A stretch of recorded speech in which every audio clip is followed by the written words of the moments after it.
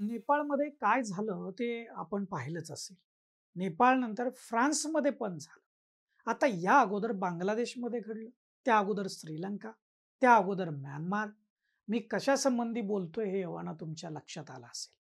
नेपाळ असो की बांगलादेश, फ्रान्स असो की श्रीलंका, सगळ्या ठिकाणी तिथल्या नागरिकांनी खास करून युवा पिढीनं भ्रष्ट नेते, भ्रष्ट अधिकारी, भ्रष्ट व्यवस्थेच्या विरोधात यल्गार पुकारला आणि तिथली सत्ता उलथवून टाकली. फ्रान्समध्ये अजून सरकार उलथवलं गेलं नाही, पण परिस्थिती सरकारच्या विरोधातच आहे. आणि केवळ सरकारमधले नेतेच नाही, तर विरोधातले नेते देखील जनतेच्या टार्गेटवर राहिलेले आहेत. हे सांगण्याचं एकच कारण आहे. अगदी काल परवा नेपाळमध्ये आणि त्या पाठोपाठ फ्रान्समध्ये झालेल्या उद्रेकावरून भारतातील भ्रष्ट नेते मंडळी, भ्रष्ट अधिकारी, भ्रष्ट व्यवस्था काहीतरी बोध घेईल, धडा घेईल, याच मुद्द्यावर आपण या व्हिडिओमध्ये बोलणार आहे. नमस्कार, मी दीपक दराडे आणि तुम्ही पाहताय फॉर द पीपल न्यूज.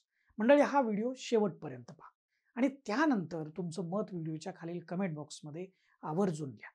आपल्या फॉर द पीपल न्यूज चॅनलला सबस्क्राईब करायला विसरू नका. तर मंडळी, भ्रष्टाचार केवळ आपल्या भारतातच आहे आणि आपल्या गावात शहरातच होतोय असं नाही. जगभर तीच समस्या आहे, परंतु त्याचं प्रमाण हे कमी अधिक असेल. जिथं या भ्रष्टाचाराचं प्रमाण वाढलं, जिथं या भ्रष्ट व्यवस्थेनं तिथल्या जनतेला वेठीस धरलं, साध्या साध्या गोष्टींसाठी सामान्यांची अडवणूक केली, तिथं तिथं जनतेनं म्हणजे तिथल्या जनतेनं उठाव केल्याचं दिसलंय. नेपाळ आणि फ्रान्स ही तर अगदी काल परवाची उदाहरणं आहेत. पण त्यापूर्वी बांगलादेशामध्ये काय झालं ते आपण बघितलंय. श्रीलंकेमध्ये काय झालं तेही वाचलं, पाहिलं.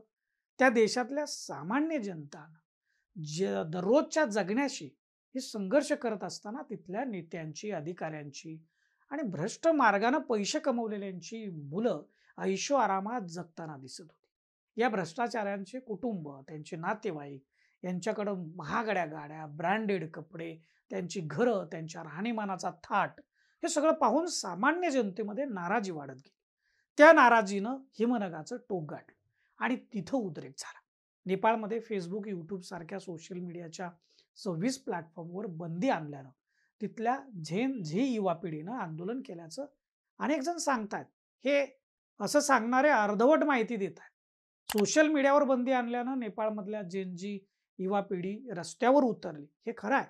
पण ते का रस्त्यावर उतरले, त्याची मूळ कारणं काय आहेत, हे पण तुम्ही समजून घ्याल की नाही? आणि विशेष करून भारताच्या आणि आपल्या शहरातील, गावातल्या, राज्यातल्या, देशातल्या इतर भ्रष्टाचारांनी हे डोळे, कान, त्यांची बुद्धी, विवेक असं सर्व काही जागरूक ठेवून नेपाळ आणि फ्रान्समधला उद्रेक समजून घेण्याची वेळ आहे.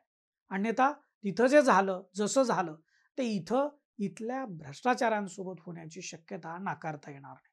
मंडळी, नेपाळमध्ये 18 ते 25 वयोगटातल्या मुलांनी खरं म्हणजे तिथं उठाव केला. ही पिढी सोशल मीडियाच्या काळात जन्माला आलेली पिढी आहे आणि सोशल मीडियाबरोबरच ती मोठी झाली. या पिढीमध्ये सोशल मीडियाचा प्रभाव खूप आहे आणि हेच नेपाळमध्ये कारण ठरलं.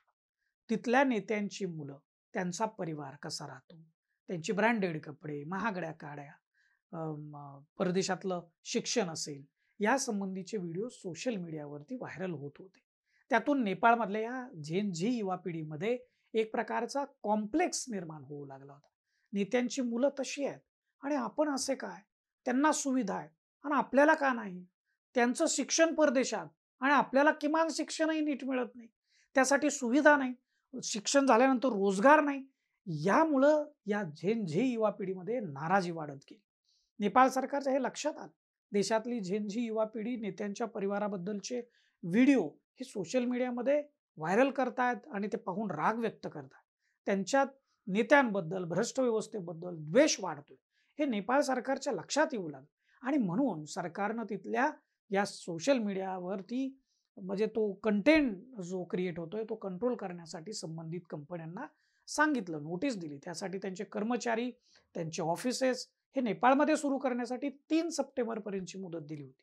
मात्र फेसबुक आणि यूट्यूब सारख्या कंपन्यांनी त्यास नकार दिला आणि नोंदणी केली नाही आणि त्यामुळं सोशल मीडियाच्या या 26 प्लॅटफॉर्मवर नेपाळ सरकारनं बंदी घातली आणि उद्रेक झाला पुढं.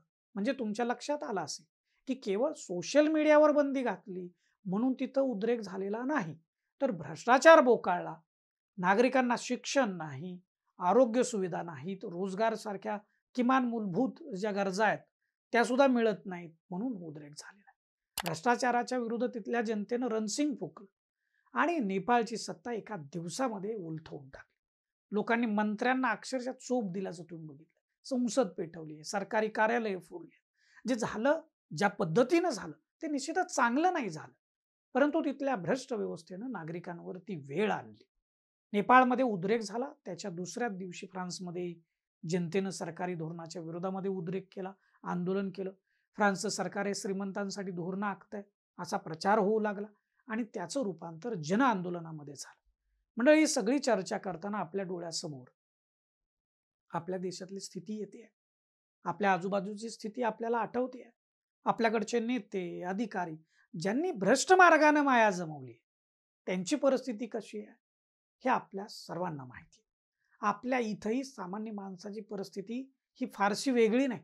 इथंही किमान शिक्षण नीट मिळत नाही. सरकारी शाळांची अवस्था कशी आहे?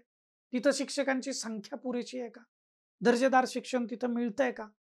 बरं, शिक्षण पूर्ण केल्यावर लगेच नोकरी मिळते का? किती बेरोजगार आहेत आपल्याकडे? सरकारी दवाखान्यामध्ये नीट उपचार मिळतात का? तिथं पुरेसे डॉक्टर आहेत का? खाजगी हॉस्पिटलमधले उपचार सामान्यांना परवडतात का? रस्ते पूल यांचे बांधकाम चांगल्या दर्जाचं आहे का? पाणी सर्वांना मिळतंय का? शेतकऱ्यांच्या मालाला भाव मिळतोय का? महागाई सामान्य माणसाच्या आवाक्यात आहे का? सहज प्रश्न विचारायला लागलो तर इतके प्रश्न उपस्थित झाले. म्हणजे आपल्याकडंही प्रश्नांची कमी नाही, असे खूप सारे प्रश्न आहेत. आपली भारतीय जनता सहिष्णू आहे. विध्वंसक उद्रेक करण्याची त्यांची मानसिकता फारशी नसते. म्हणून तुम्ही नेत्यांनी, अधिकाऱ्यांनी आणि व्यवस्थेतल्या प्रत्येकानं त्यांची जबाबदारी ओळखून काम करावं. अन्यथा सोशिकतेलाही एक प्रकारची मर्यादा असते. नेपाळमध्ये उद्रेक झाला, श्रीलंकेत उद्रेक झाला, म्हणजे तिथली जनता ही शांतताप्रिय नाही असा त्याचा अर्थ नाही होत. नाकाच्या वर पाणी गेलं की जीव तडफडायला लागतोच. त्यामुळं पुढच्याच ठेच मागचा शहाणा, याप्रमाणे नेपाळ, श्रीलंका, बांगलादेश आणि आता फ्रान्समधल्या उद्रेकावरून भारतातल्या भ्रष्ट नेत्यांनी, भ्रष्ट अधिकाऱ्यांनी, भ्रष्ट व्यवस्थेला हातभार लावणाऱ्यांनी धडा घ्यावा. आणि आता तुमचंही तसंच हाल होण्यापासून तुम्हाला कोणीही वाचवू शकणार नाही. या प्रसंगाला तंतोतंत लागू होणारी आपल्याकडची एक अत्यंत प्रसिद्ध गोष्ट आहे, ती तुम्ही सर्वांनी ऐकली असेलच. नदी ओलांडत असताना माकडीनीच्या नाकाच्या वर जेव्हा पाणी जातं तेव्हा ती पोटच्या गोळ्याला सुद्धा पायाखाली घेते. ही गोष्ट भ्रष्टाचार करणाऱ्यांनी सदैव ध्यानात ठेवा. काय मंडळी, तुम्हाला याविषयी काय वाटतं? बरं, जे वाटतं ते लिहा मग या व्हिडिओच्या खालील कमेंट बॉक्समध्ये. आणि फॉर द पीपल न्यूज चॅनलला आपण सबस्क्राईब करायला विसरू नका. धन्यवाद.